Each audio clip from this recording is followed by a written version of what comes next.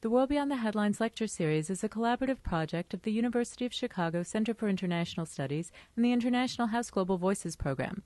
Our nationally recognized programming is made possible with support from listeners like you. Secure the future of World Beyond the Headlines programming by making your gift online at alumniservices.uchicago.edu/giving. Please specify World Beyond the Headlines as the area of giving. The World Beyond the Headlines lecture series is supported by the McCormick Foundation, the Norman Wade Harris Fund, and generous contributions from listeners like you. And it's my profound pleasure to welcome Professor Rashid Khalidi, a former colleague and a friend, back to the University of Chicago, his true home.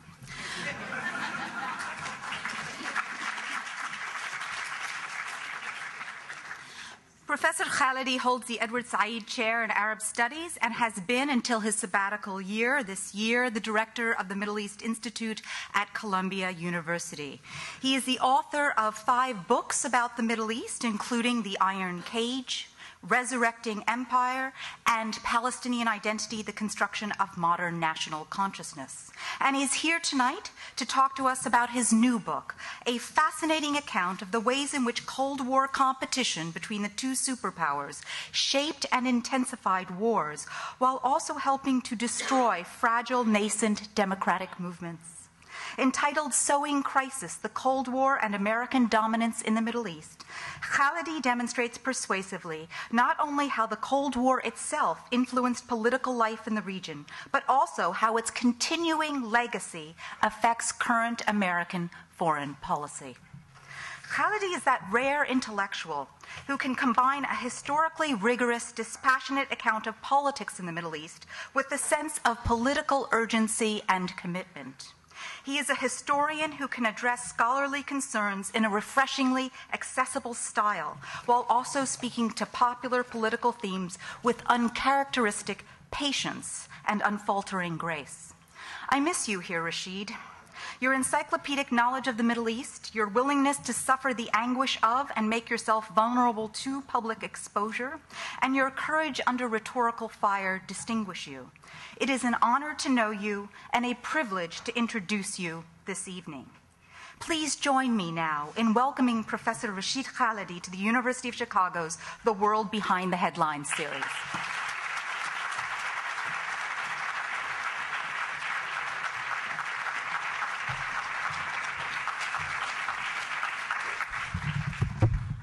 Thank you very much. That was a very flattering introduction. Thank you, Lisa. And thank you all for coming. It's always a pleasure to be back at the University of Chicago. It's a particular pleasure not to be sitting in those very uncomfortable chairs that I remember from I don't know how many lectures at iHouse. They're not the worst ones. The worst ones are in Illinois. They're much more uncomfortable. You're actually lucky by comparison. I am here to talk about my new book. I try to talk about every book that I write at the University of Chicago because I get an intelligent audience. I've promised Marshall Salins I'll stop writing books for a little while, give you all a break. Whether it's dated from the fall of the Berlin Wall and the collapse of communism in Eastern Europe in 1989 or from the collapse of the USSR in 1991, the Cold War ended before most university students were conscious of the world around them. So for a large part of the audience this evening, you all, this is something that happened long, long ago. To people of college age, it's something from a bygone era, like the Vietnam War that your parents talk about, or like the 100 Years' War. It was long ago.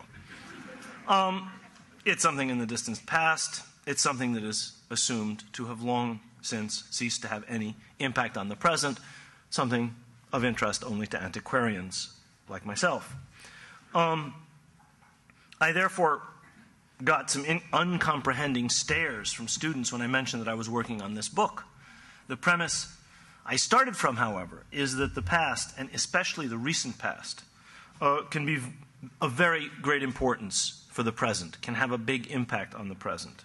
Now, this is an argument that some, including some historians who believe in history for history's sake, would disagree with.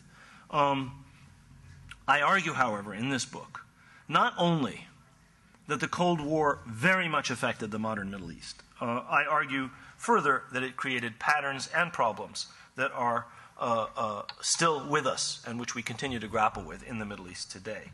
I argue in this book that Cold War behaviors persist. I argue that they are crucial to important issues like American-Iranian relations or to recent crises like those in Lebanon and in Gaza.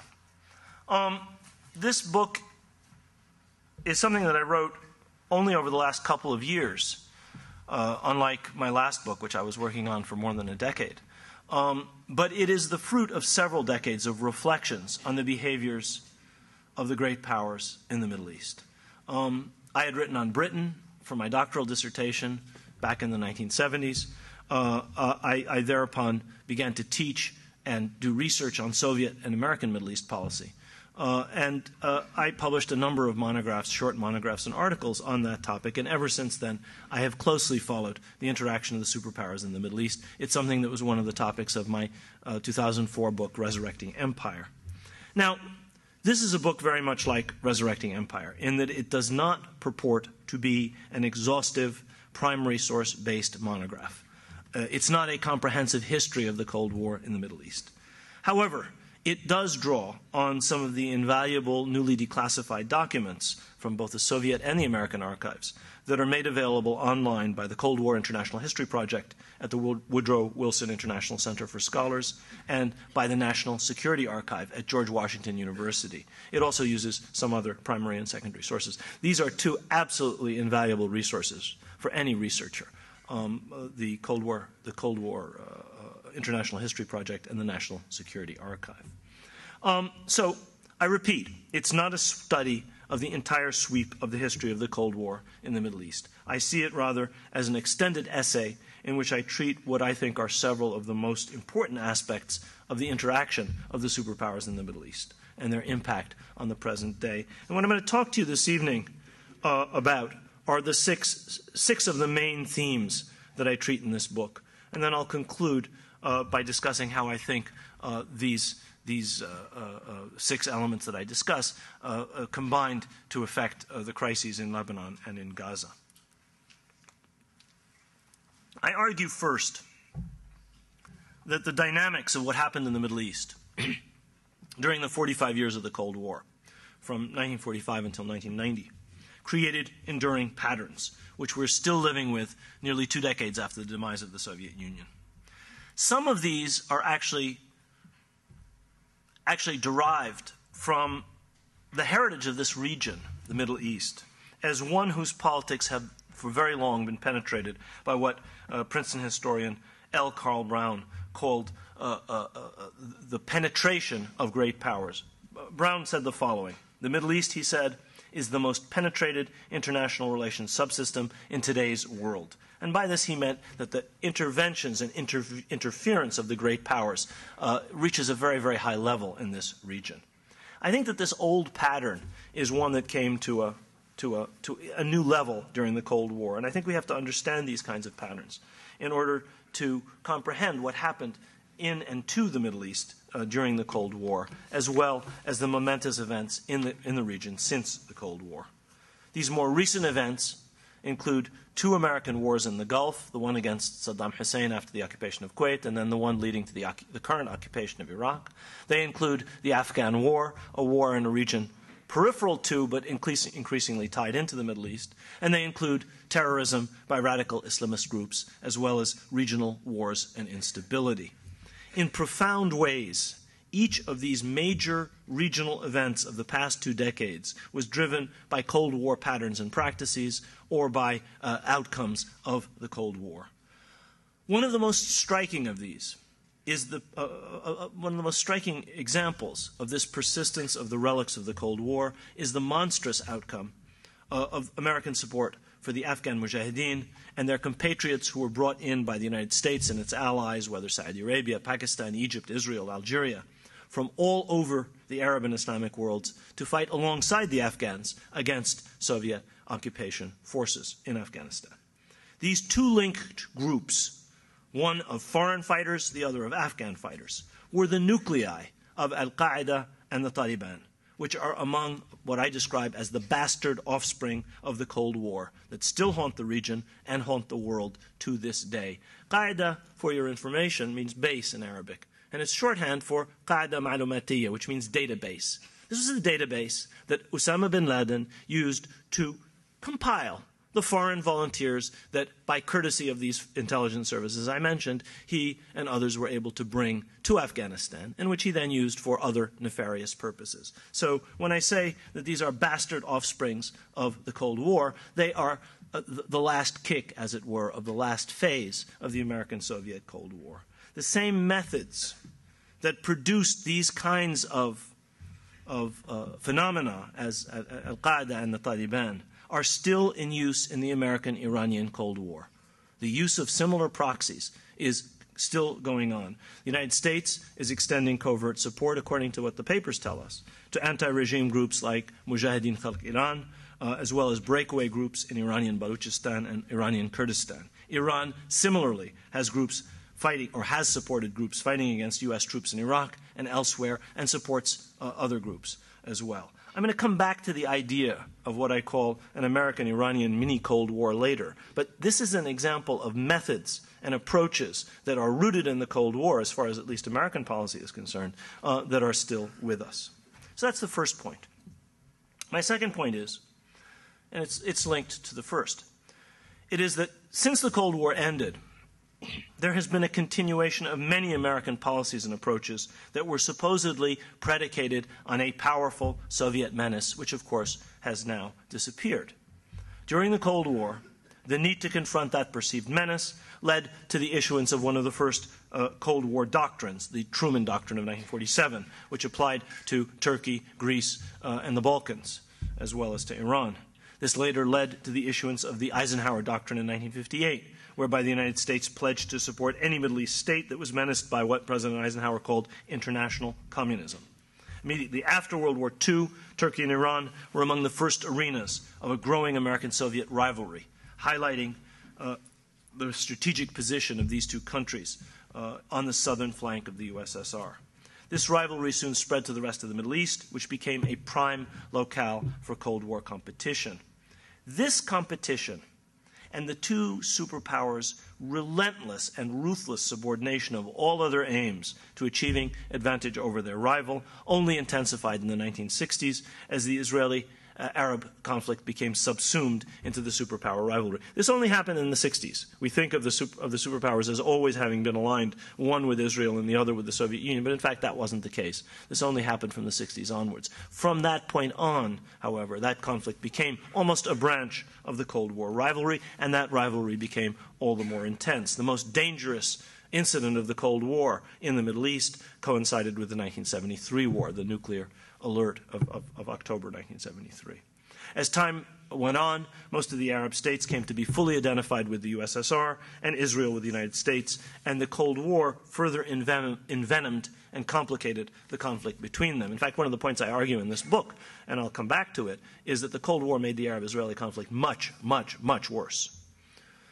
Then, a decade after the Cold War ended, under George W. Bush, our former president, the United States shifted imperceptibly in the Middle East from warring against communism to a global war on terror, from a crusade against what President Reagan called the evil empire to one against what President Bush called the axis of evil.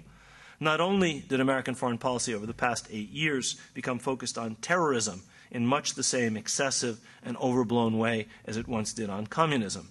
Beyond this, and this is a really important result of the post-Cold War period, beyond this, a relatively modest American military presence in the Middle East throughout the Cold War to confront the USSR and its allies has, since the Cold War, metastasized into a massive air, ground, and naval presence over almost every country of the Middle East and several countries, adjacent countries in the Horn of Africa and in Central Asia. This presence stretches, as I say, from Egypt and North Africa through Iraq, the Gulf, and Afghanistan to Central Asia, and today constitutes the largest current commitment of U.S. forces outside our borders. People don't think of this, and most Americans are unaware of it, but in fact, this represents quite a radical shift from the much more modest U.S. military profile in the Middle East in preceding decades, when, ironically, the United States actually did face a formidable rival in the Soviet Union, supported by strong regional allies. So that's the second theme of this book. A third theme is that what drove the abiding interest of the United States and the Soviet Union in the Middle East over the decades of the Cold War, I find, were two major considerations, not ideology. Ideology was there, but I don't see it as important as these two. The first of them was a focus on the energy resources of the Middle East.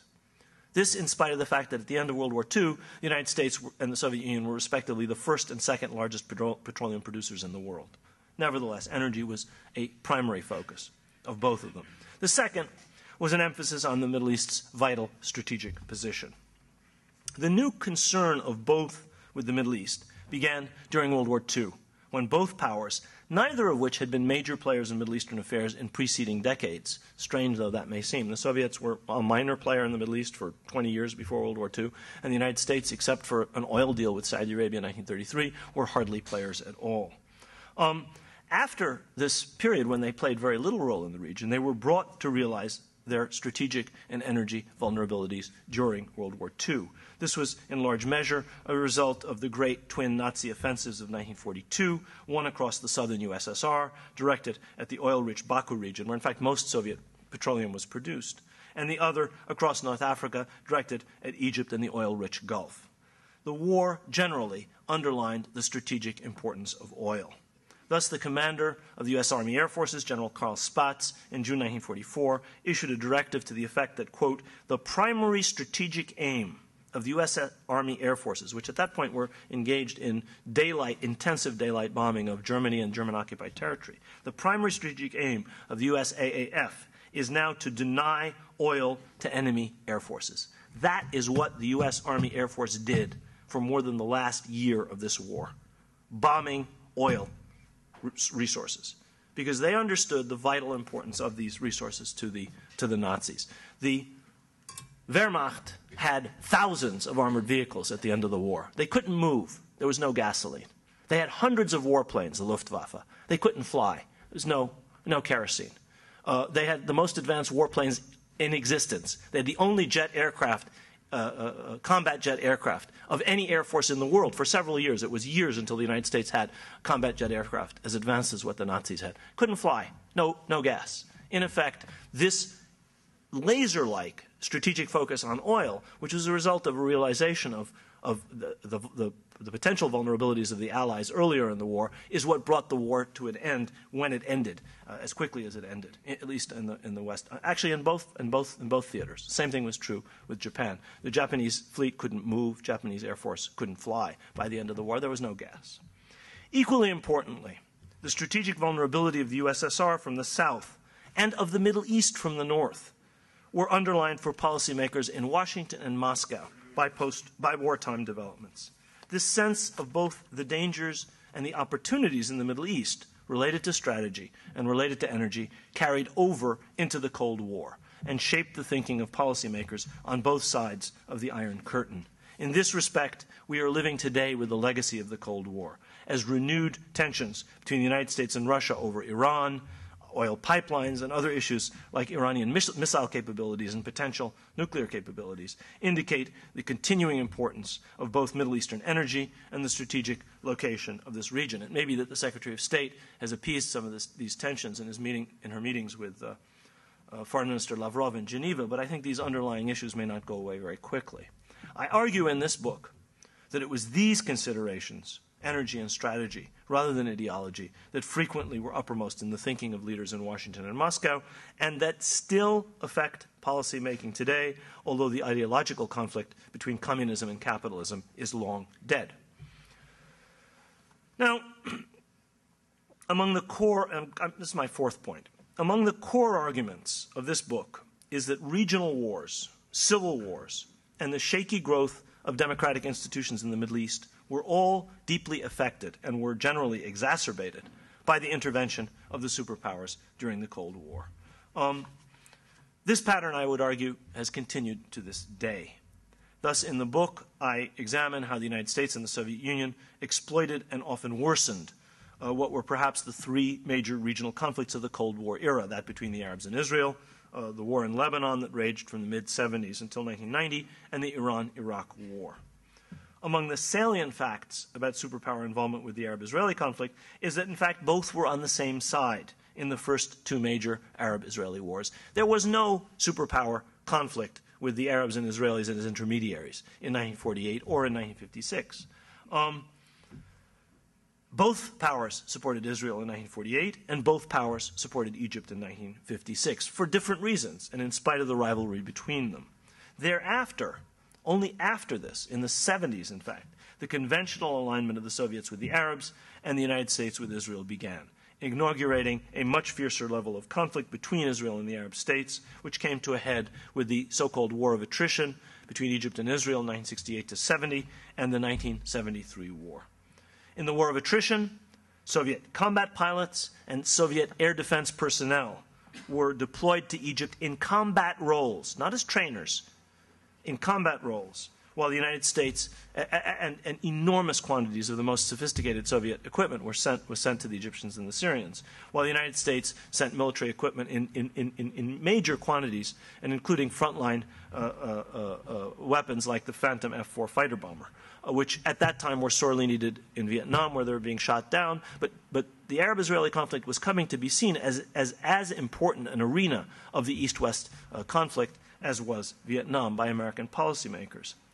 The 1973 war featured an American-Soviet nuclear confrontation, causing a leading historian, Walter Isaacson, to describe this as, quote, possibly the most serious international crisis of the Nixon presidency.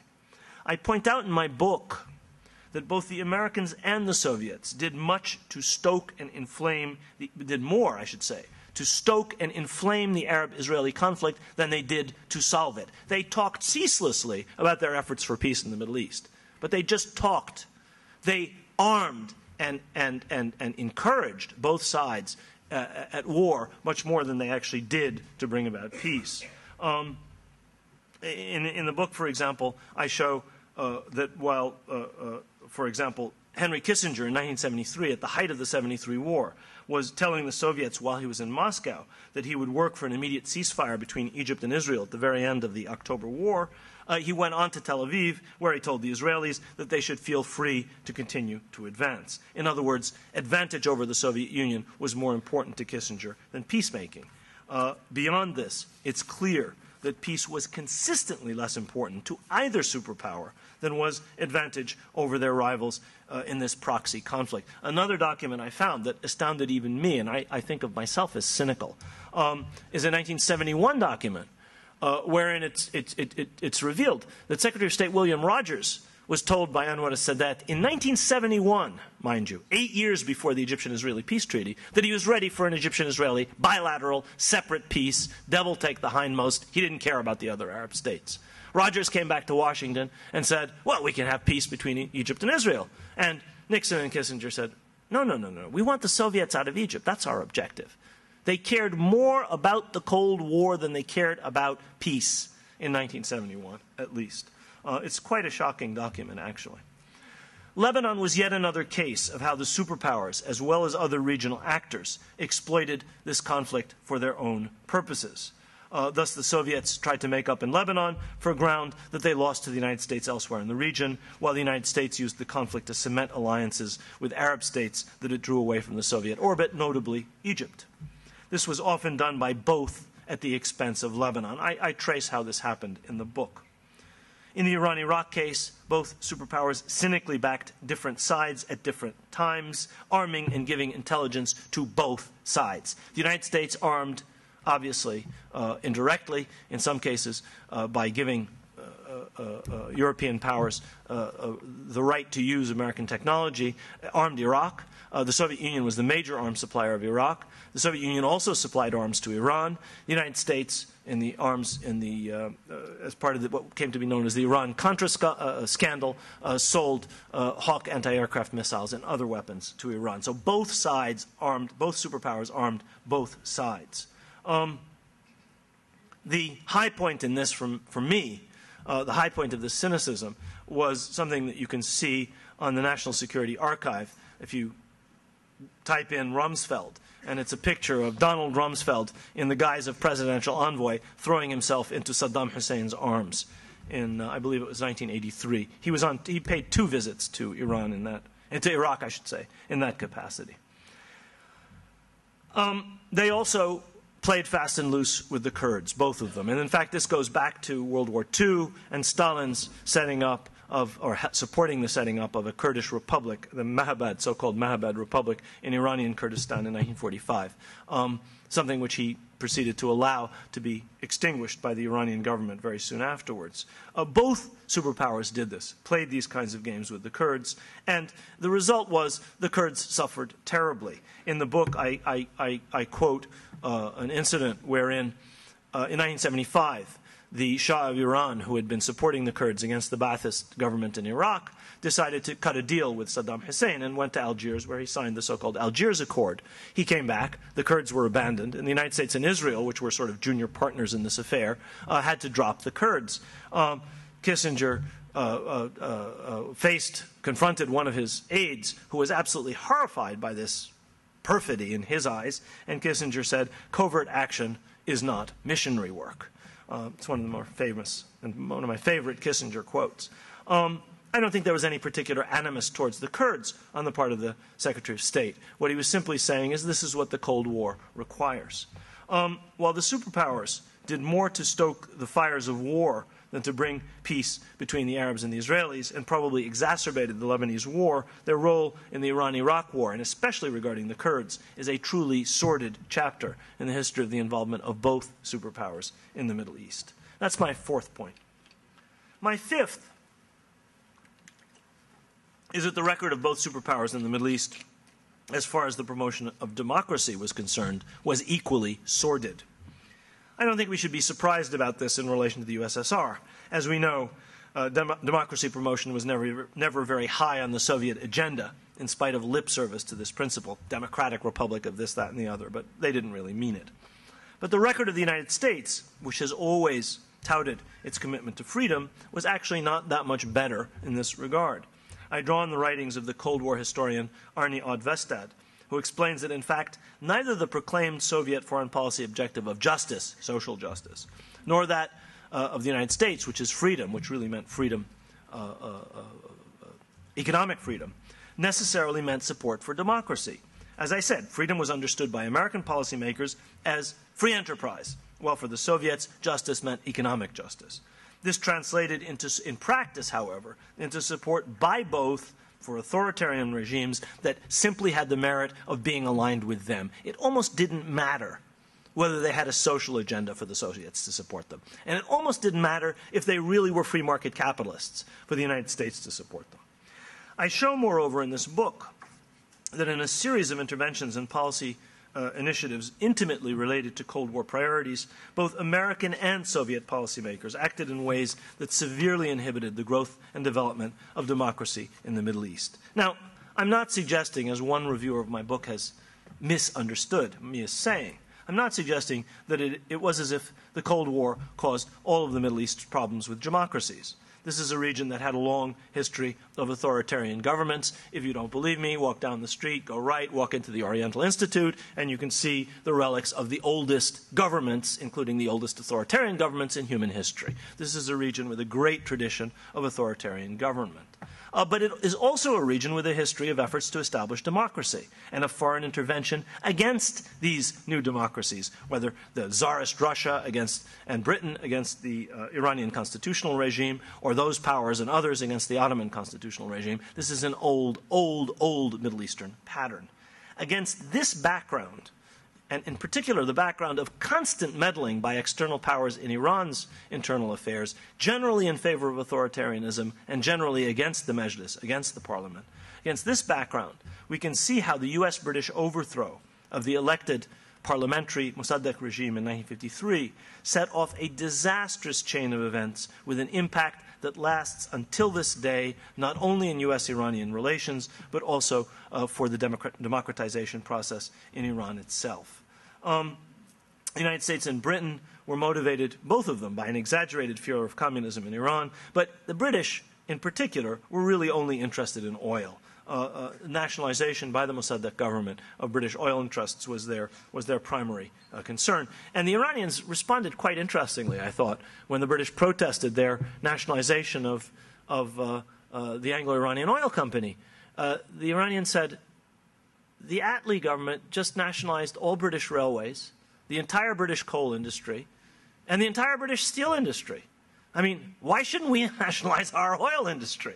What's the difference? Of course, the British weren't having any of that. You know, what's sauce for the goose is clearly not sauce for the gander. I argue in this book that the same pattern repeated itself in several other Middle Eastern countries. I note that the pressures of the superpowers on Middle Eastern states to align themselves with them had a strong negative impact, in particular, on weak democracies in small Arab countries. Iran was very much affected, but the biggest effect, I think, was on smaller countries like Lebanon and Jordan. I look in particular at the impact of the pressure to join the Anglo-American-led Baghdad Pact in the mid-1950s on Lebanon and Jordan. Lebanon's parliamentary regime was undermined, and the country suffered a civil war in 1958, but Jordan, in some ways, never recovered. The democratic parliamentary government, which was in office only from October 1956 until April 1957, led by Sleiman and Nabilsi, was brought down in large measure due to Cold War considerations, as well as the autocratic impulses of the Hashemite dynasty. And it was, I point out in the book, the last freely elected government in Jordanian history. Since then, the autocracy of the throne has been predominant in that country. The Middle East today is one of the most backwards areas in the world where democracy and parliamentary government are concerned. Think about it. Other areas where authoritarian governments prevailed in the 60s and the 70s, like Latin America or Southeast Asia or East Asia, today have democratic regimes. This is simply not the case. The Middle East is a black hole where that is concerned, by and large. I argue in this book that this sorry Cold War legacy, together with the undemocratic effect of the concentration of power in the executive due to regional wars, which we've just seen was exacerbated, these wars were exacerbated by the superpowers, is one among many reasons for this sort of democratic deficit. That's my fifth point. My last point is that during the Bush years, the decades-old conflictual relationship between the United States and Iran that goes back to 1953, this decades-old conflictual relationship has turned into a sort of a mini Cold War with ramifications all over the region. This has been central to the Bush administration's global war on terror, a term I hope we'll hear less and less of as time goes on. After the demise of the USSR and the end of the Cold War, the United States lacked a global challenger. In the words of Charles Freeman, who was just named head of the National Intelligence Council, the Pentagon suffered from a enemy deficit syndrome. Those are not my words. Somebody just appointed by the president to a senior position in the U.S. government said that. I hope he's able to hold on in that post after saying blunt things like that. The United States lacked a global challenger, it lacked an ideological mission, and it lacked a foe that would justify a gargantuan defense budget in the realm of $600 billion if you count the supplementals. And even in these days of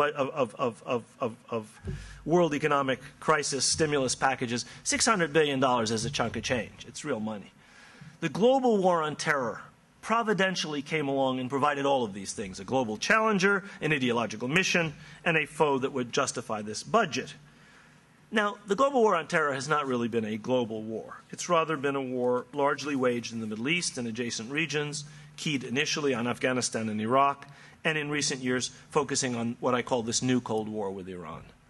This new mini-Cold War has its ideological, or had its ideological dimension, with the brilliant neologism Islamo-fascism taking the place of communism. If the Bush folks knew how to do anything, and they may not have known how to do very much, but if they knew how to do anything, it was how to sell things with catchphrases, meaningless, empty things with brilliant catchphrases. And Islamo-fascism is one of the best.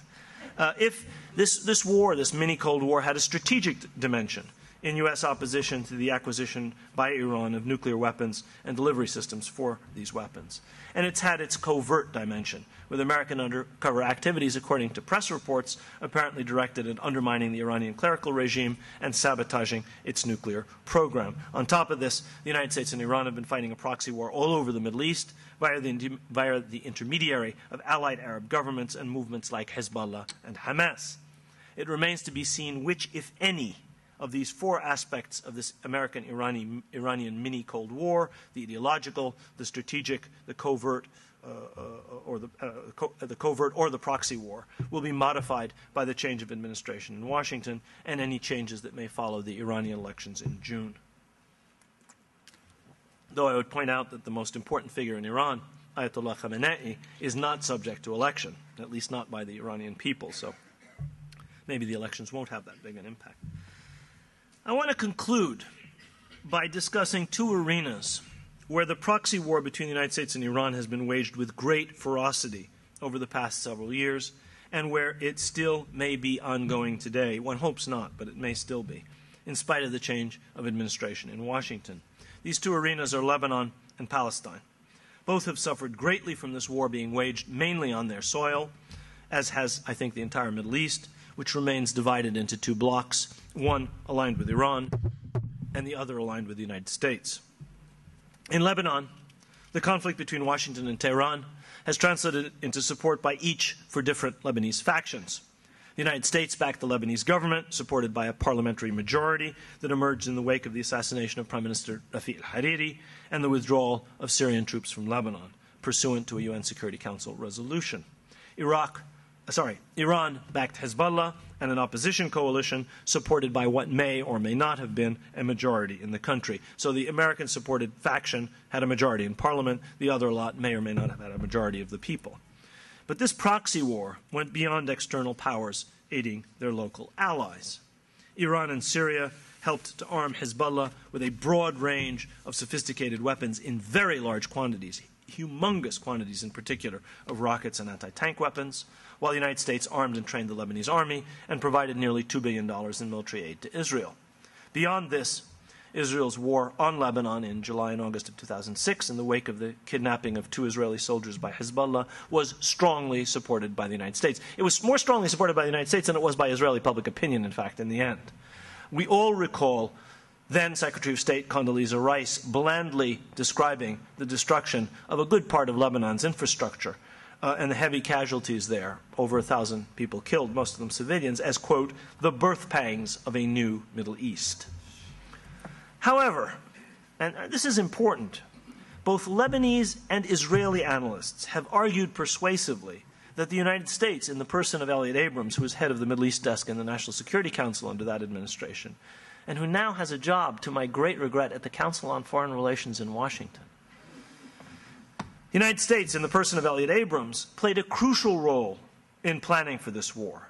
An even more crucial role in stiffening the back of the Lebanese government and of several Arab regimes that backed the Lebanese against Hezbollah during the war, and played a supremely important role in urging the Israeli government to keep up its offensive even after senior Israeli military leaders and other decision makers in Israel were inclined to stop the war because they felt it wasn't going well, and it wasn't. The results for Lebanon, in terms of over 1,000 civilian casualties and massive damage to power plants, bridges, factories, and other infrastructure, were disastrous. Paradoxically, the war probably strengthened Hezbollah, which certainly was not the American or the Israeli objective. You drive from Beirut to Damascus, which I had to do in May, and you still see the spans of the bridges that were dropped by the Israeli Air Force during the war. They were still down last May. I think some of them may be finished by now. But that kind of bridge busting happened all over Lebanon, far away from the battlefield, and on almost every major road. In May of 2008, American support for the Lebanese government appears to have emboldened Lebanese government leaders to challenge Hezbollah, a foolish initiative on their part, which led to a traumatic internal crisis which threatened to spiral into a civil war, but which the country recoiled from when it was at the very brink. I was actually in Beirut when that happened, and everybody felt that the country was about to go back to the civil war. This entire episode proved as counterproductive for the United States as its support for the Israeli offensive of 2006 had been. Qatari and Turkish mediation mercifully produced an agreement that brought Hezbollah back into a coalition government together with members of the previous government. This result once again foiled the objectives of Washington, which were predicated on a radical polarization of Lebanese politics and on Washington's Lebanese and Arab allies cutting Hezbollah down to size, thereby, in their eyes, weakening an important Iranian proxy. The cost in May 2008, as in the summer of 2007, was again paid by the Lebanese, who suffered heavy economic losses, but far worse than that was averted by Qatari-Turkish mediation. That was Lebanon. In Palestine, the cost was much higher. American and Iranian policy both relied heavily on proxies and allies, the former depending, of course, on Israel and its Arab allies, notably Egypt, Jordan, and Saudi Arabia, and Iran relying on Syria. Each had its favorites within Palestinian politics, Fatah for the United States and Hamas for Iran. The immediate crisis resulted, as you may remember, from the 2006 parliamentary elections, which were won by Hamas with just over 44% of the vote to just over 42% for Fatah, but due to the vagaries of the electoral system, Hamas got a thundering majority in parliament. As shocked by their victory as anybody else, Hamas offered to share power with Fatah in a coalition government, but eventually it was spurned by its rivals, who rapidly seemed to have concluded that they were better off aligning themselves with Israel and the United States in their efforts to bring Hamas down.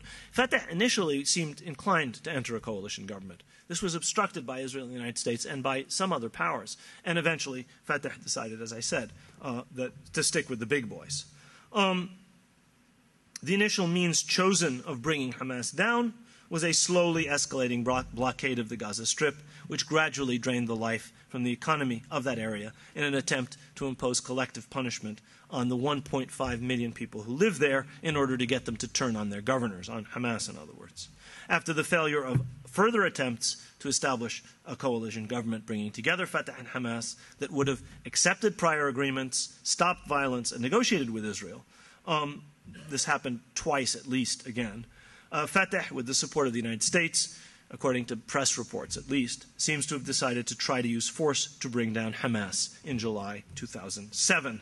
This provoked a Hamas takeover of the Gaza Strip, which in turn precipitated an even more hermetic Israeli blockade of the Gaza Strip, supported by the United States, the EU, Egypt, and other U.S. allies. I would remind you that imposing punishment on civilians in this way is almost undoubtedly a violation of international law. You're imposing suffering on civilians, essentially. This blockade, which was evidence of the insistence of the United States, of Israel, and I think also of Egypt on bringing down Hamas, eventually led to the breakdown of a 6-month agreement for calm which had been negotiated in 2008 via intermediaries and whose provisions included an end to the rocket fire and a lifting of the blockade. The rocket fire, in fact, did diminish dramatically for the first 4 months of the calm up until November of 2008, the beginning of November, until major Israeli attacks effectively ended it, but on the 4th and 5th of November. But the blockade of the Gaza Strip, the other part of this accord, was never lifted. It then ended even before the stipulated December end date in a hail of Hamas rocket fire, which in turn served as the pretext for a long-planned Israeli offensive that took over 1,300 lives, destroyed hundreds of factories and thousands of homes, we don't know the exact number, and left perhaps 100,000 people without shelter for the rest of the winter. Paradoxically, this has strengthened Hamas even further. Today, as I was looking at my email, I saw the latest poll. Hamas's Prime Minister Haniyeh would probably defeat Mahmoud Abbas 47 to 45 if a presidential election were held tomorrow. That was not the case in the summer and in the fall of last year when I was in Palestine. Hamas probably would have gotten 20-odd%, and Hamas would have, and Fatah would have probably gotten 20-odd%. Both were very unpopular. This war has also reinforced the existing rightward trend of Israeli politics. Tragically for the Palestinians, the alignment of one Palestinian political faction with the United States and its authoritarian Arab allies, and of Hamas with the clerical regime in Iran, has deepened the existing split in Palestinian politics and has made it impossible for the Palestinians to confront effectively what is perhaps the worst crisis in their history since 1948. Now, there's an attempt currently ongoing in Egypt to bring together a coalition government, but the odds are against it. One hopes it will work. Let me conclude. The key issue for us here And the key issue that I think the book brings up, and that I try to point to in my discussion of the main points in the book and the way in which all of this impacted these two recent crises, is the persistence on the part of the United States in particular, but also of Russia, and to some extent I would argue of Iran, of Cold War policies which involve seeing regional conflict in the Middle East through the prism of a larger struggle for influence, in the past with the USSR, today with Iran, on the part of the United States. This is not to deny that there wasn't a struggle with the Soviet Union, or that there isn't some kind of conflict of interest between the United States and Iran. There was, and there is. It is simply to say that Hamas and Hezbollah cannot be reduced to being seen as pawns of the Iranians, any more than Egypt and Syria in the 1960s were pawns of the USSR, or Israel and Saudi Arabia were pawns of the United States. But that is what the reductionist logic of the Cold War mentality did in this region for 45 years. It may have been fine for Washington and fine for Moscow. What I try and show is that it wasn't fine for the Middle East. It had a negative impact on the Middle East. We are still living with a distorted, derivative offspring of that logic in the Bush administration's global war on terror, which unfortunately is not over yet.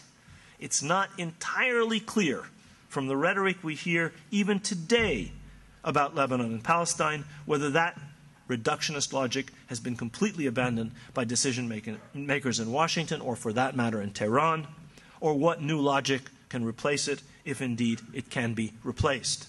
For the sake of the peoples of this region, for the sake of regional and world peace and stability, we can only hope that this logic and the politics of reliance on naked force on which it is predicated will rapidly be abandoned. Thank you very much.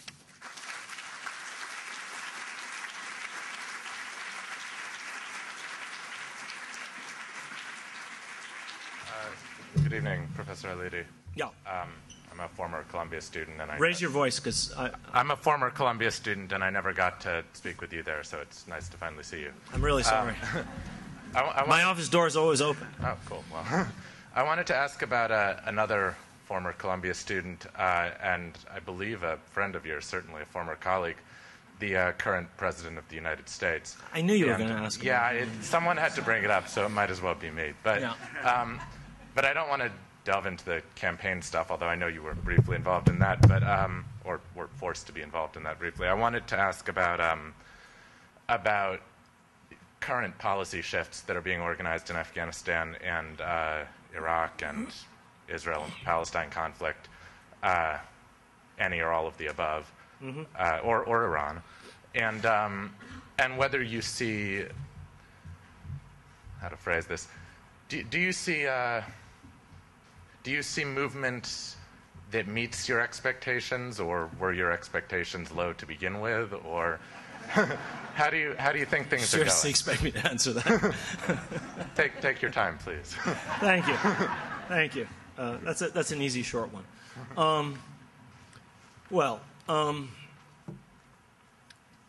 I am not one of those that believe that presidents wear a cape and are only subject to being harmed by kryptonite. They're human beings, and they operate within a political landscape. And if they're any good, they're good politicians. And I think that someone who was our state senator in 2004 and is now president of the United States has shown some pretty good political talents. So this is a consummate politician. He's not just a very intelligent man teaching law at the University of Chicago. He's not just one of the most articulate presidents of this century. He is also an extremely competent politician, smart as they come.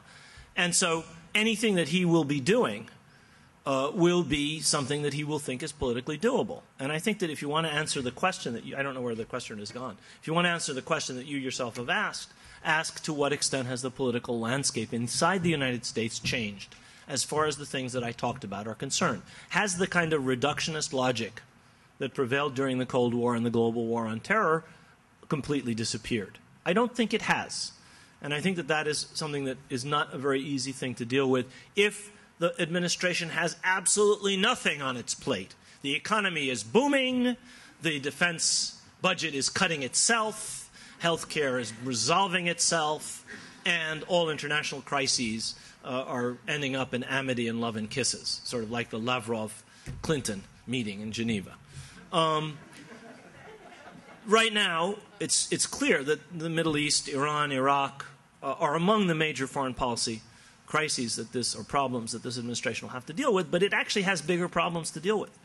And unlike what was said allegedly about another president, it's clear that this is a president who can walk and chew gum at the same time. He is quite competent, very clearly. But whatever has to be done given the political realities. And I would suggest that one of the political realities is that blind, stupid, conventional thinking reigns on many of these issues. And unseating it and getting to a different place in dealing with, say, Iran or, say, a withdrawal from Afghanistan is not going to be an enormously easy task. And so I read all kinds of contradictory signs in things that this administration has already done. And it has just begun to do things. I mean, half of their personnel are not in place. The man they sent to Damascus is the acting Assistant Secretary of State. They don't have an Assistant Secretary. They don't have the top 5 people at the Treasury under Geithner. So the administration is not there yet. If you go back and look at the Clinton administration, the administration wasn't there in October. Most of these people had yet to be in the top positions in that administration. Were still being confirmed by the Senate in July, August, and September of whenever it was that Clinton was elected. I forget, 92, the first election. And that's the case of this administration. They've been a little faster, but they're as yet, I think, finding their way towards a policy. And it's clear on each of the issues that you mentioned that you could see it as the glass is half full, or you could see the glass is half empty. To take one issue, Iran. The Secretary of State has repeated some of the old, in my view, tired shibboleths. And she's at the same time invited Iran to participate in the conference on Afghanistan, which is an intelligent and constructive thing to suggest.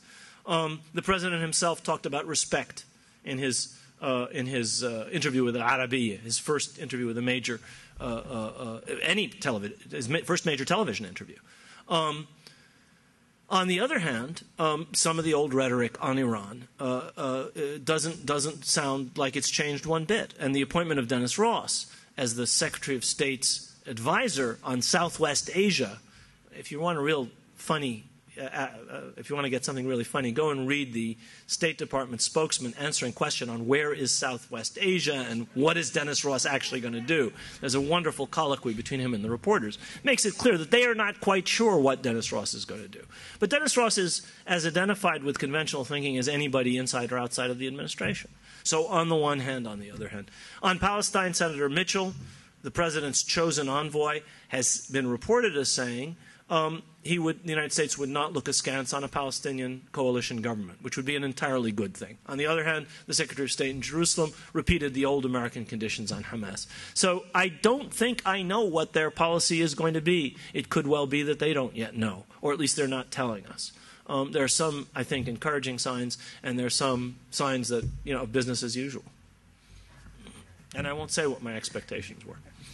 Sir. Finley Campbell with the 9/11/2001 study group, First Unitarian Church. We're using your book on Pakistan and finding it quite an eye-opener. You're using Ahmed Rashid's book. Ahmed Rashid, thank you. Yeah. Oh, excuse me. Sorry, wrong guy. I don't have a book on Pakistan. All right, thank you. Wrong person. At any rate, the Sino-Russian business in that part of the world, I know that both China and Russia have connections with Iran. They are having some... not, I want to call it an alliance yet, but certainly they do mutual weapons activity together.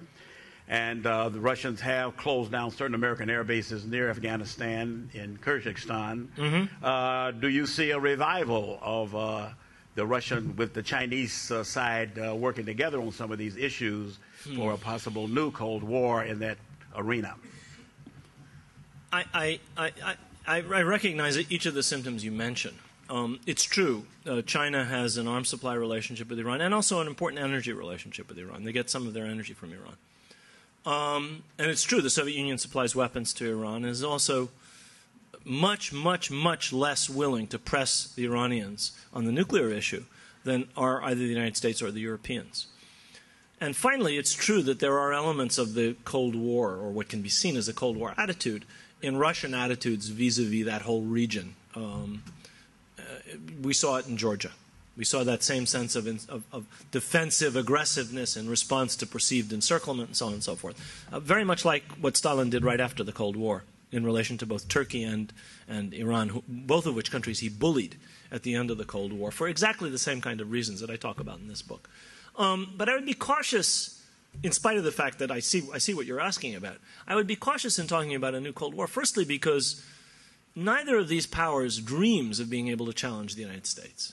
You know, during the Cold War, we lived with the illusion that the Soviet Union was of the same size as the United States. This was a really foolish illusion. The Soviet Union had 2 or 3 advantages over the United States. One advantage was, in immediate proximity to its frontiers, it had enormous capability to project power.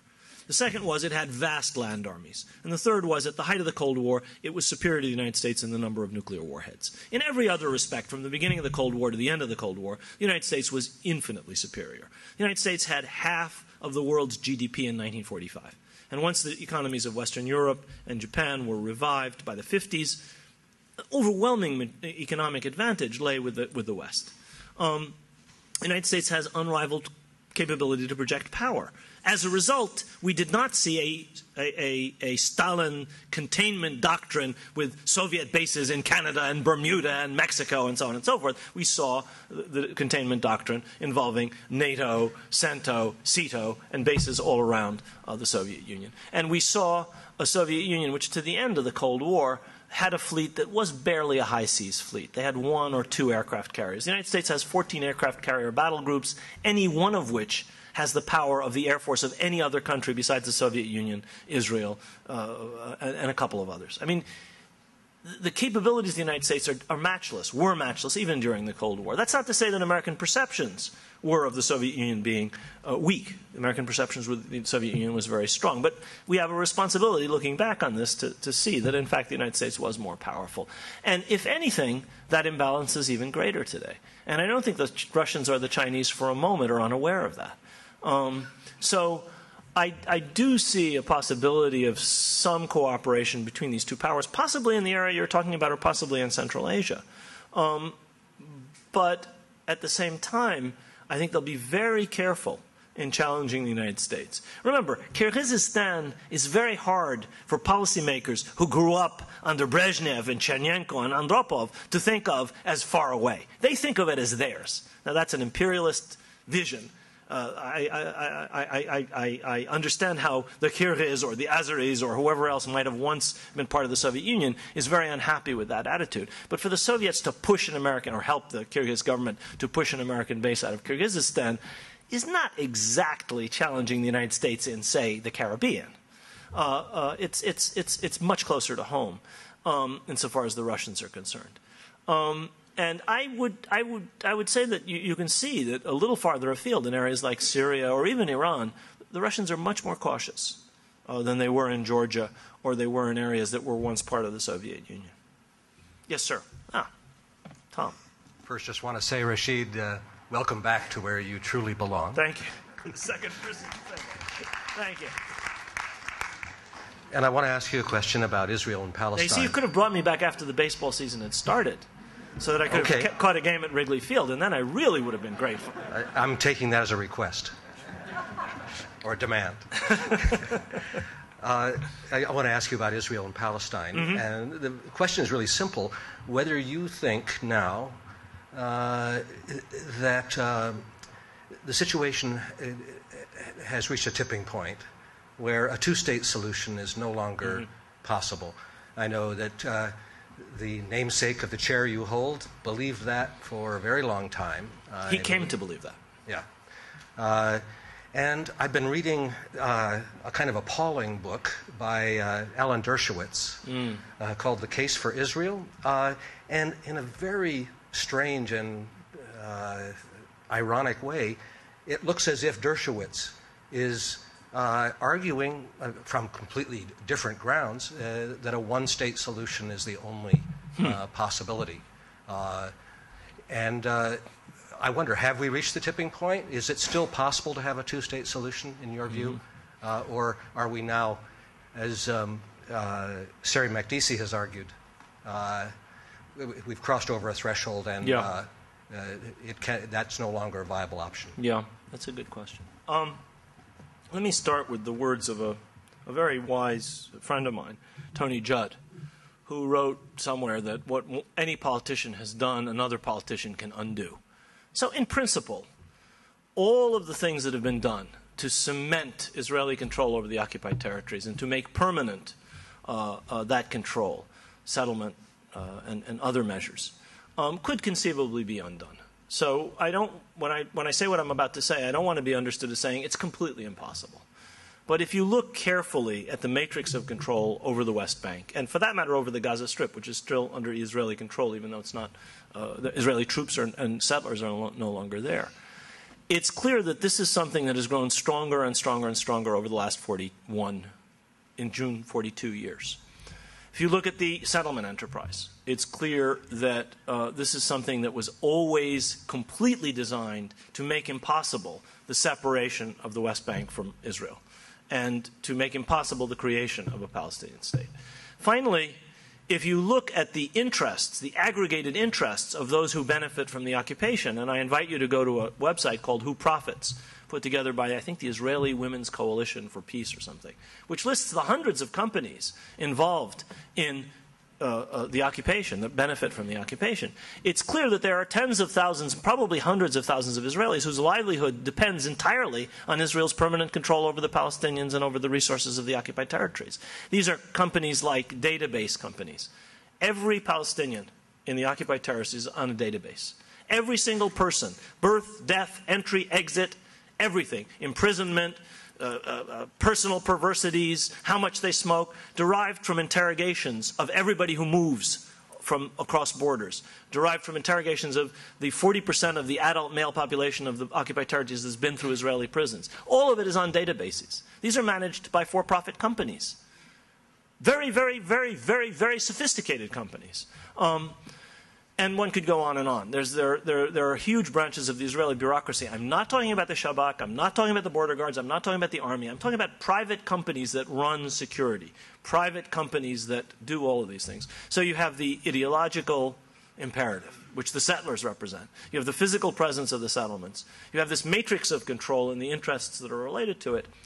It would take a daunting act of an enormously courageous politician to undo, or even to begin to undo all of this. And even Rabin, up to his assassination by a settler who opposed what he was trying to do, even Rabin was unable to begin that unraveling. He decreased the level of spending on the settlements, but the expansion of the settlements didn't stop even under his government.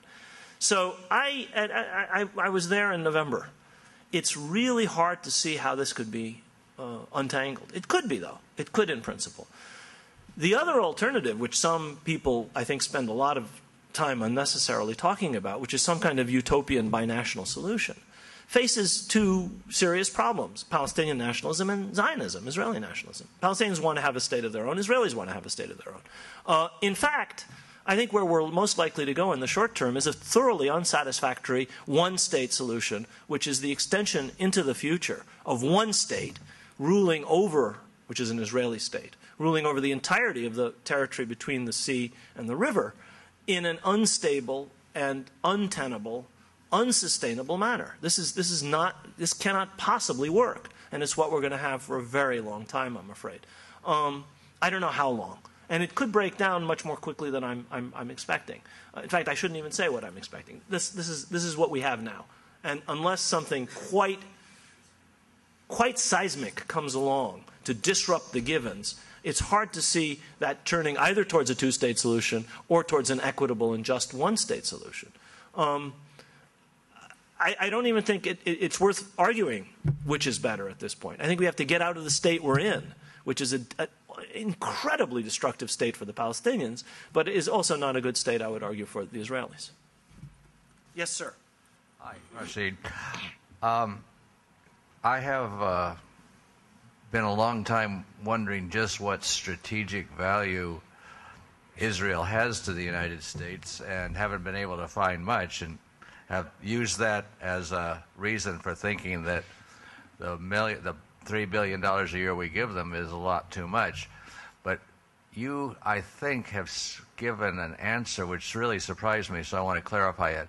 Are you saying that the strategic value of Israel to the United States, at least in the eyes of people who evolved this strategy, which may be a completely wrong strategy, but anyway, in terms of government perceptions, is being a proxy in the Middle East for us against Iran?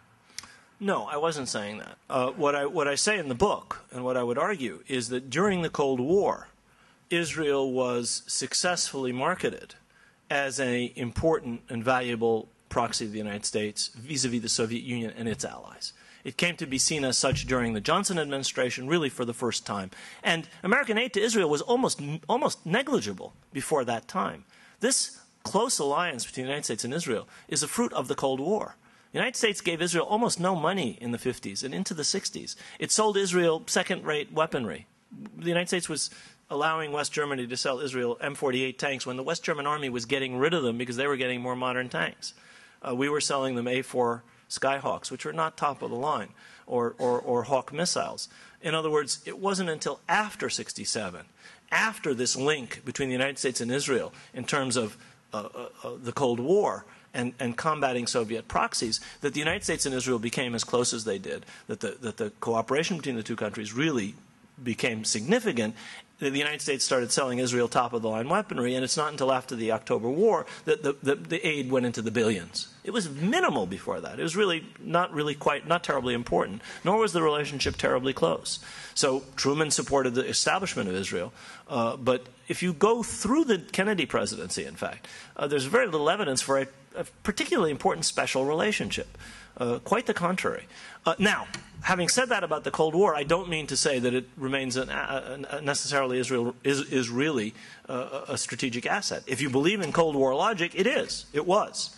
And the policymakers did believe that it was. Now, it so happens that the people who sold this to President Johnson, McGeorge Bundy, Eugene Rostow, Walt Rostow, and Arthur Goldberg, were not just ferocious Cold Warriors. They were also very committed partisans of Israel, and they were killing two birds with one stone. They were getting the United States much closer to Israel, but they were also getting the United States a valuable proxy that could administer defeats to Soviet proxies at a time when the United States was being humiliated by what they perceived was a Soviet proxy in Vietnam. I mean, that was a perverted view of the world, but that is the view that they had. Vietnam wasn't a Soviet proxy. Vietnam was a country that was fighting American occupation.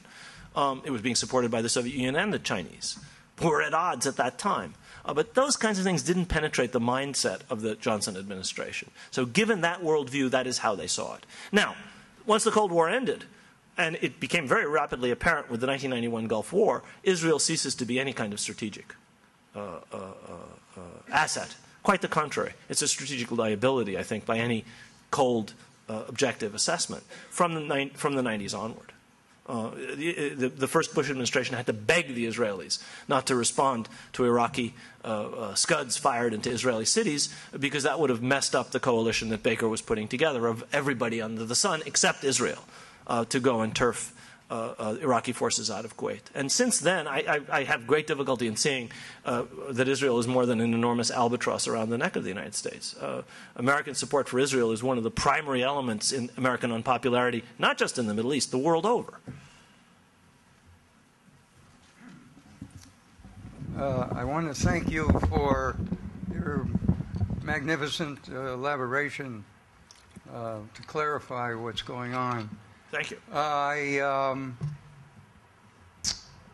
In your answers to some of the questions, you began to talk in terms of economics, which was not in your main discussion. Right. And the economics of this whole thing, where we invest so billions of dollars in weaponry, right, and the fact that. Do you want to bring it to a question, because I think sure. And that's what I'm going to come to. For instance, the F-22. I talk about that in the book. Is in one of my favorite bugaboos. 44 states. So the big question is what can we do? And numerous people are making billions of dollars on it. Could you ask what a question? can we do about the fact that not only is United States defense manufacturers making huge profits, but also the Israelis are making huge profits? And how can we make inroads into any of that? I'll give you a quick answer. The F-22 costs about twice what the United States, per plane, twice what the United States spends on international education. Fulbright-Hays, Title VI, National Resource Centers, foreign language area studies, a little over $100 million. F-22, $200 million a pop per plane. This is an aircraft designed to achieve air superiority over the Soviet Air Force. Long gone. I think you have to convert defense industry. I think you have to offer obscene profits to the same people to build something useful like high-speed trains or hospitals or schools or whatever. It really doesn't matter. I don't think you can go up against 40 states and 80 senators. I think what you have to do is say to Northrop and General Dynamics, we're going to give you a contract, we're going to cancel this one, and in place of it, we'll give you a contract. I mean, we need trains, folks. Go to Europe, and you'll realize that you shouldn't have to take 3 hours to go from New York to Boston or St. Louis to Chicago. It should take an hour. And the billions that we're spending on these weapon systems. How we do that, I don't know. I'm just a historian. I don't know how you do it. How much time do we have? Okay, we have 5 minutes, so if you make your questions quick, I can answer them all. Okay, this is a very quick question. Good. And since you've come home, I'll push you to engage a debate that originated from here. Could you, and I think this is rehashing a question, so it might be a quick answer, but could you talk about what you see as the role of the Israel lobby today? So I saw you as saying, contrary to what John Mearsheimer is arguing, that the U.S. national interest is not separate from the Israeli national interest. That I didn't say that. Okay. I said that during the Cold War, the two were seen as identical, and that since the Cold War, they're different. So would the lobby be the explanation for you then as to why this irrational policy is being pursued as opposed to this rational policy that was pursued? I find this is, it's not a short question. So thanks a lot. The rest of you can sit down. We're not going to have time for anything else.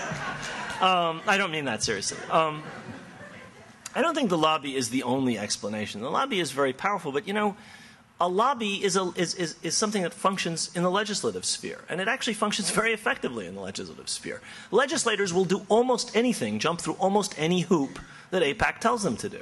The last resolution on Gaza, which basically talked about the vicious, nasty Gazans aggressing against the poor, innocent Israelis, and it was typical of what comes out of Congress, was opposed by 5 members of Congress. And 22 voted present, and 190 voted in favor. Well, that's what the lobby has gotten you. So insofar as lobby means a congressional lobby, the efforts of Tom Dine and the people who established AIPAC have borne fruit on Capitol Hill. Now, to what extent do they influence American policy? I think that's a little harder to say. That influences aid. That influences the sense of Congress. That influences the political debate in this country enormously. And that, in turn, influences policy. It influences what I call conventional judgment. Conventional wisdom. These ideas, most of which are wrong and unexamined and really can't stand up to the light of day. But to the extent to which it influences policy is, I think, a little harder to discern. I don't see the impact of the lobby on the thinking of the first Bush administration. I don't see they had very much influence at all. I think they had a lot more influence under the Clinton administration. And frankly, I disagree with John and Steve, both of whom are friends of mine, in their assessment of the Iraq War. I think the Iraq War was launched by Cheney, Rumsfeld, and et al. For reasons that had nothing whatsoever to do with Israel or the lobby. The lobby was an enthusiastic cheerleader for the Iraq War. And the Israeli government was perfectly happy to see the United States attack Iraq. It would have been happier to see the United States attack Iran, but, they'll take what they can get. But they had, as far as I can tell, absolutely nothing to do with the decision. Now, were these decision makers surrounded with people for whom the interests of Israel and the interests of the United States are seen as identical? Yes. Both at the Pentagon and around Vice President Cheney. You had some of the most extreme partisans of Israel anywhere in the world, including Israel. People who are as committed, as completely oriented towards support of Israel as people anywhere on earth. But I don't think those are the reasons. They were the people, or the lobby was the reason that Cheney, Rumsfeld, and the president decided to go to war in Iraq. I think and I wrote about this in a book. And if you look at my book, Resurrecting Empire, where I set out the reasons at that time for why I thought the United States went to war in Iraq, I don't even mention Israel. I don't think it had anything to do with that decision. So I don't suggest that the lobby has no influence. It's extremely powerful, especially in the areas I've talked about: public discourse, conventional wisdom, Congress. God help us. But I don't think it has quite the influence that some people would ascribe to it. And where it does, it's on specific issues rather than across the board. Yes. Sorry, that was a long answer, but it's a tough question. Yeah, hi, Professor. This question is on democratization, democracy, and the persistence of authoritarianism. It's easy to see, as you point out, that during the Cold War, the rivalry contributed to the persistence of authoritarianism in the region. Right. But doesn't the case of Turkey today, where arguably an imperfect but a very thriving democracy has emerged, right, say something about the agency of the locals in responding to the Cold War Absolutely. pressures? Absolutely. And so, in other words, where does the case of Turkey figure in your story, and are you letting off the Arabs and the Iranians too easily? Am I letting the Arabs and the Iranians off too easily? Oh, okay. There's a kicker to that question. The Iranians to the lesser extent, but mostly the Arabs. I was so comfortable in what I thought I was going to say until you got to the end of your question. Let me talk about Turkey first. If you actually look at the trajectory of Turkish democracy, I think you'll see the impact of the Cold War in, among other things, American complacence about military interventions. And I think that the end of the Cold War has shown that in the case of a strong major country like Turkey, that indigenous internal factors play the predominant role. And Turkey is, I think, an extraordinarily encouraging example of what is possible. But Turkey is a very big, very powerful, very important, relatively prosperous country today. It's in a different place than most countries, most of the other countries in the Middle East, whether Iran or Egypt, the larger countries of the Middle East. Am I letting, now the second part of your question, am I letting the Arabs and the Iranians off too easily? I don't think I am. I don't think I am. I think that I could probably put the boot in a little harder and be even more critical than I am. And I think that, if you talk about a region being penetrated, to some extent that involves allowing yourself to be manhandled by external forces. And I see a lot of that in both Palestinian and Lebanese politics. I find it reprehensible myself. To allow oneself to be used in the way that Palestinian and Lebanese leaders have been used by both sides in the last few years. I think it's disgraceful, and I can't be critical enough. But I reserve that for talking in Ramallah and Nazareth and Jerusalem, and not talking here. Yes. I wanted to ask a question about what we, as Friends of Palestine who live here in the power center of the world, are able to do, especially when the opposition is incredibly well organized, very well funded, highly effective, and in contrast, we're not. Okay, very quick answer to that. I have no answer to this kind of question, is the beginning of my answer. I don't know what to do. If I knew what to do, I would be a political leader and I'd be up here, giving you tub-thumping speeches. I have no idea what to do. But I have an ability to analyze, because I've lived in this country for 60 years. And I will tell you that things have changed enormously in this country. There is a new generation of people for whom the Holocaust is important, and for whom Israel and the experience of 1967 is important. But for that younger generation, these are not the defining things that tell us what we should do about Gaza. I'm talking about ordinary Americans, whether Christian or Jewish or Muslim or whatever that may be. For most Americans, in other words, young ones, most of the conventional wisdom, which tells you basically that everything Israel does is okay and that these other people are terrorists, is taken with a grain of salt. I mean, they don't believe the media, most of my students. If I tell them I saw such and such on CNN or I read such and such in the New York Times, they sort of shrug. If I say, well, Jon Stewart last night said, 3/4 of the class knows what I'm saying before I finish the sentence. Why? Because they know that he thinks that TV is a degraded, degenerate place where lies survive and truth goes to die. So they're smart. So they figured it out. So the New York Times' coverage of Gaza, which basically was 18 paragraphs from the Israeli side and then nothing from the other side because the Israelis wouldn't let them in, is something that these people wouldn't possibly have been fooled by. Whereas their elders, sadly, not all of them, there's some very smart old people of my generation. I don't think of myself as old, but you all see me as old. That's okay. People of my generation and a little younger and a little older tend to believe the rubbish that they're fed by Fox News or MSNBC or whatever it may be. Kids don't. And this is really important. This is one reason why there's such a focus on campuses. Because here you have minds that are open in a certain way and that don't believe what the media is saying, certainly don't believe what those windbags on Capitol Hill are saying.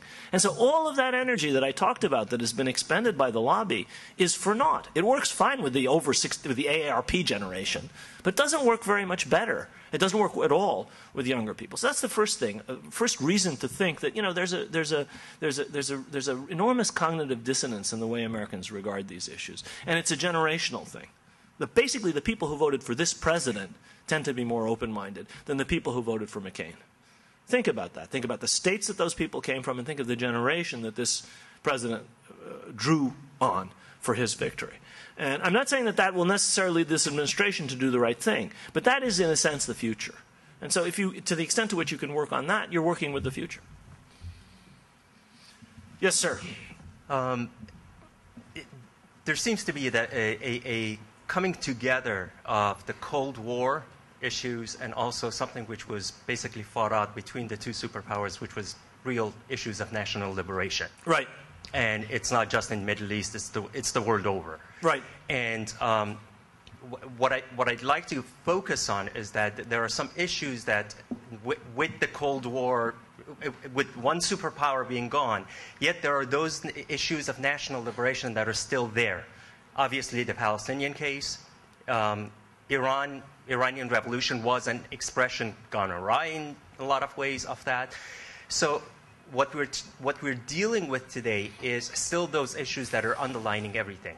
Yeah. And that, how do you, number one, how do you bring those out? Number two, there seems to be the second part of the question is, there seems to be an effort to make the issues of like Iran meddling in Lebanon or Palestine, or the questions of human rights within the country. I'm from that country, I have an interest in that, but it's a broader issue because it's the enemy. You're beginning to lose me here. It's the main enemy that's being posed. How do you actually take on the issues that are being put forward in terms of human rights in Iran, democracy, by this country? Okay, let me try and answer your question as best I understand it. Not making that and it is something for intervention. Yeah. That's all. Okay. I think you have to act as if some of these issues exist, irrespective of the fact that they may be used for intervention, because there is a sort of old kind of third worldism which accompanied the rise of national liberation movements, which assumed that the millennium would come as soon as national liberation arrived. Well, most national liberation movements were, in some measure, successful, and yet liberation of the people concerned did not follow. That is to say, the old colonial power went.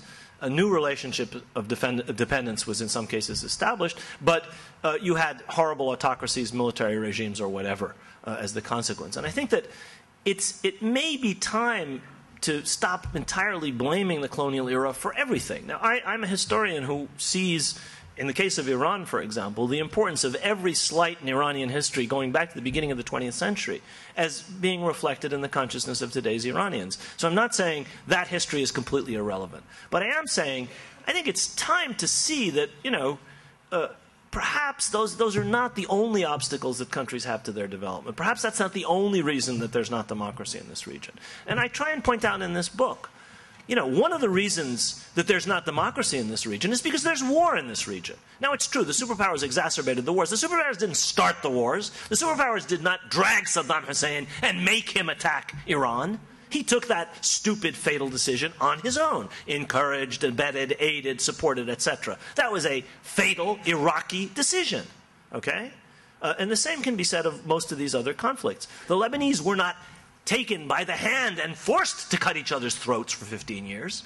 They did it eagerly, voluntarily. I think a certain amount of blame In other words, when you say war leads to an accretion of power in the executive, and that's one reason you don't have democracy, a certain amount of blame has to be ascribed to these societies too, and the solution is in the hands of these people. I mean, I go back to the answer I gave to Abdul Wahab's question a little while ago. I don't think that I think that while you have to talk in detail about the ways, if you're a historian, about the ways in which the colonial era had an impact, you have to also talk about other factors that are important, and I try and do that. So that's my answer to your question. Last question. There are signs that the United States is going to commit itself to bringing about a Syrian-Israeli peace deal. What are the prospects for that happening, and how will that influence Iran's ability to influence the region? Well, the United States is going to start a negotiation. And I think you should look very carefully at the history of American involvement in these things. Quite frequently, what used to be described as a peace process produced more process than peace. And I would be very surprised if there's a very quick resolution of this for several reasons. The first is the reason that President Assad adduced in his interview with Khalidi yesterday or the day before, which I read an account of yesterday. I haven't seen the actual interview. But he said something like, you know, an Israeli-Syrian peace treaty, which leads to a cold peace, is not very hard to achieve. But that's not going to be real peace. There's not going to be open borders. There's not going to be an exchange of ambassadors. That depends on a solution to the Palestine question. We have 500,000 Palestinians in Syria, and their fate has to be resolved too. Now, he was playing to the gallery. He was playing for time. Who knows what his real intentions are? But what he said is also true in some respects. It is perfectly possible for really smart strategists in Washington to try and separate Syria from Iran in order to gain further advantage and leverage to squeeze the Iranians by dragging the Syrians into a negotiation that never ends, and then failing to exert any pressure on either side to come to an agreement. The United States has failed twice to bring about Syrian-Israeli agreements that were literally prevented by a difference over a few acres of stinking mud on the eastern shore of the Sea of Galilee. That's all that separated the two parties. You split the difference and you have a peace treaty. And 2 American presidents, 2 Syrian prime ministers, and 1 Syrian president failed to do it. All are responsible. Now, I think that a serious effort here, which doesn't just involve trying to win diplomatic advantage vis-a-vis Iran, which is the way in which it's described by many policymakers. Basically, we'll get advantage, we'll screw the Iranians, and we don't really care if there's peace, because, of course, Netanyahu doesn't want to make peace, and heaven forbid that we ever make Israel do anything it doesn't want to do. We only do that to the other 142 countries on the face of the earth, make them do things they don't want to do. But Israel, heaven forfend. It's possible. It's perfectly possible. Unfortunately, it probably would have to be done as part of a grand bargain, which is going to involve an entirely new relationship with Iran, which will involve dealing with the Iranian nuclear potential, the potential of Iran to actually acquire weapons and delivery systems for them. And that, in turn, will probably require the president meaning seriously what he said in answer to Helen Thomas's question during his first press conference when she asked him about Israel's nuclear weapons. And he responded by talking about nuclear nonproliferation. And he responded by talking about the Americans and the Soviets having to build down their arsenals and all nuclear powers having to show themselves as serious. Well, that is actually the right answer to that question. And that's not an easy thing to do. Getting the Israelis to bring their nukes and put them on the table is going to be harder than negotiating peace in the Golan, which is a snap, actually.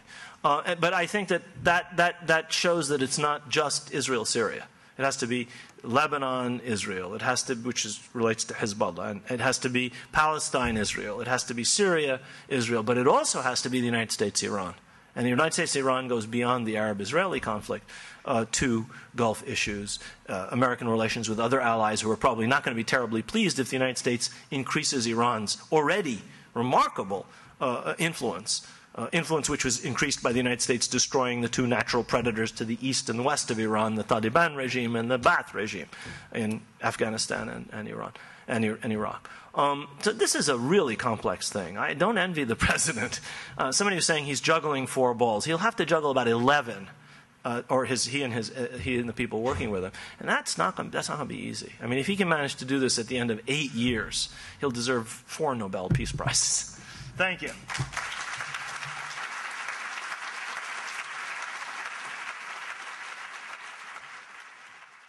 The World Beyond the Headlines lecture series is a collaborative project of the University of Chicago Center for International Studies and the International House Global Voices program.